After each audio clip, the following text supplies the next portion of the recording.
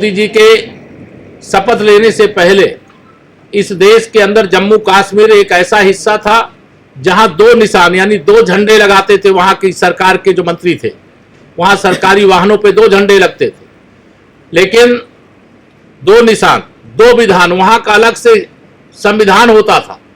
लेकिन डॉक्टर श्यामा प्रसाद मुखर्जी जी का वह बलिदान साकार हो गया और हमें गर्व है कि माननीय प्रधानमंत्री श्री नरेंद्र मोदी जी के नेतृत्व वाली सरकार में जम्मू कश्मीर से 370 का सदा सदा के लिए समापन हो गया। अब जैसे वाराणसी में एक तिरंगा एक राष्ट्र के लिए फहराता है, वैसे जम्मू कश्मीर के भी हर सरकारी और गैर सरकारी भवन में अगर कोई एक ध्वज होता है तो वो तिरंगा होता है। तो यह हमारी उपलब्धि है। भ्रष्टाचार, यह भारत के अंदर आप सब अवगत हैं कि 2014 से पहले भ्रष्टाचार मतलब एक जैसे शिष्टाचार बन गया था। घोटाले की रोज खबर सुनाई देती थी, लेकिन माननीय प्रधानमंत्री जी ने जीरो टॉलरेंस की जो नीति अपनाई, उसका परिणाम यह है कि आज भ्रष्टाचार मुक्त भारत कहने का साहस हर देशवासी के अंदर है। और गरीब कल्याण के लिए, जो मैंने जहां से मैंने बात किया, गरीब कल्याण के लिए इतनी योजनाओं का जो अंबार है, इतनी योजनाओं की भरमार है, उस योजना के पीछे भ्रष्टाचार मुक्त भारत के लिए उठाए गए कदम के परिणाम स्वरूप आज गरीबों को वह सभी जरूरी सुविधाएं मिल रही जिसका उनको अधिकार था, जो उन्हें पहले मिलना चाहिए था, लेकिन भ्रष्टाचार के कारण वह उनको नहीं मिल पा रहा था। योजनाएं बनती थी, दिल्ली से 1 रुपया भेजते थे तो जिनके पास पहुंचना है वो पहुंचते पहुंचते 15 पैसा पहुंचता था और 85 पैसा बीच में, विशेष तौर से मैं कहूं कि कांग्रेस के भ्रष्टाचारी या खा जाया करते थे। लेकिन आज डीबीटी के माध्यम से जो बेनिफिशियरी है उसके खाते में सीधा, ये डिजिटल क्रांति है, तकनीकी का हम हर क्षेत्र में उपयोग कर रहे हैं। भारत के गांव हो या शहर हो, आज वो विकास की मुख्य धारा का हिस्सा बन गए हैं। मुझे यह कहते हुए गर्व है कि माननीय प्रधानमंत्री श्री नरेंद्र मोदी जी के नेतृत्व में हिंदुस्तान के 775 जनपद, 543 लोकसभा क्षेत्र और 4000 से अधिक विधानसभा क्षेत्रों में बिना भेदभाव के सबका साथ, सबका विकास, सबका विश्वास, सबका प्रयास, यह स्पष्ट दिखाई दे रहा है। मैं वाराणसी में हूं, केवल वाराणसी की बात अगर मैं करूं तो वाराणसी 2014 से पहले का वाराणसी, 2014 के बाद 2025 का वाराणसी। आंख से अगर कोई अंधा भी होगा तो उसको भी ये दिखाई पड़ेगा कि बनारस बदल गया है, उत्तर प्रदेश बदल गया है, देश बदल रहा है। अगर कहीं बदला नहीं है तो जहां डबल इंजन की भाजपा की सरकार नहीं है, एनडीए की सरकार नहीं है, अभी भी वहां भ्रष्टाचार चरम पर है।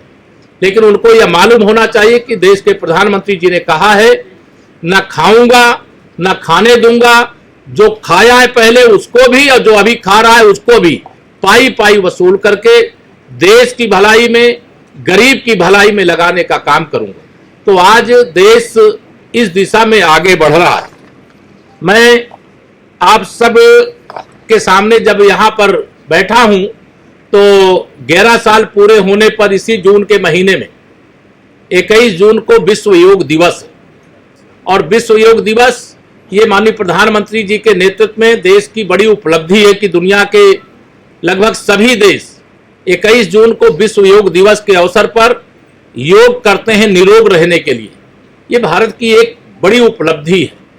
अगर अभी मैं 25 तारीख आने वाला है, 25 जून को आप सबको मालूम है, 25 जून जो आने वाला है, 50 साल ये जो श्री राहुल गांधी एंड कंपनी भारत के उस संविधान का अपमान करते हुए लेकर के पब्लिक को गुमराह करते रहे, इन लोगों ने संविधान की हत्या की, इस देश में आपातकाल लगाया, लोकतंत्र को बंधक बनाया, मीडिया को पूरी तरह से बंधक बनाने का काम किया था। उसके 50 साल पूरे हो रहे हैं। भाजपा सरकार के 11 साल सुशासन के पूरे हो गए। बीबीसी ने एक रिपोर्ट जारी किया और अखिलेश यादव ने उस पर लेकर सरकार को घेरा कि महाकुंभ जो इनकी उपलब्धि थी, 37 मौतें हुई थी, जबकि 82 मौत हुई थी, उसमें से 26 लोगों को 5-5 लाख देखिए, रुपया महाकुंभ, कैसे दिया गया? प्रयागराज का महाकुंभ ऐतिहासिक है। 66 करोड़ से अधिक लोगों ने उसमें डुबकी लगाई है। ये एक दुखद दुर्घटना है, उसका हम लोगों को खेद है। और उसमें जिन परिवारों ने अपनों को खोया है, उसके लिए माननीय प्रधानमंत्री जी ने भी, माननीय मुख्यमंत्री जी ने भी दुख जाहिर किया है और उन परिवारों के प्रति हमारी सदा संवेदना है। हमारी सरकार का निरंतर प्रयास रहता है कि कोई भी तीर्थयात्री किसी भी तीर्थ स्थल पे आए तो सकुशल आए और सकुशल जाए।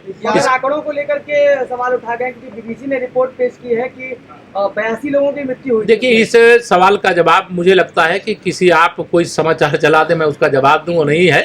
लेकिन कोई भी अगर इस कुंभ की जो दुखद दुर्घटना हुई थी उसमें कोई भी किसी परिवार ने अपने सदस्य को खोया है तो उसका हम बहुत पहले भी दुख जाहिर किए, आज भी दुख जाहिर करते हैं। उन परिवारों के साथ हमारी संवेदना है, सरकार साथ। 11 साल सुशासन के पूरे हुए, प्रधानमंत्री के संसदीय क्षेत्र में स्नेहा कुशवाहा जो आपके समाज से आती हैं, उनका हत्या कर दिया गया, बलात्कार किया गया, लेकिन न्याय नहीं मिला। प्रधानमंत्री के रैली में जाकर उनकी मां ने लगातार मदद मांगी, लेकिन इस मामले नहीं, जो कोई मामला होगा, आज मैं 11 साल की उपलब्धियों पर आपसे बात कर रहा हूँ। अपराध कोई भी करेगा, वो किसी जाति का हो, अगड़ा हो, पिछड़ा हो, दलित हो, यहाँ हम जातिवाद की राजनीति नहीं करते हैं।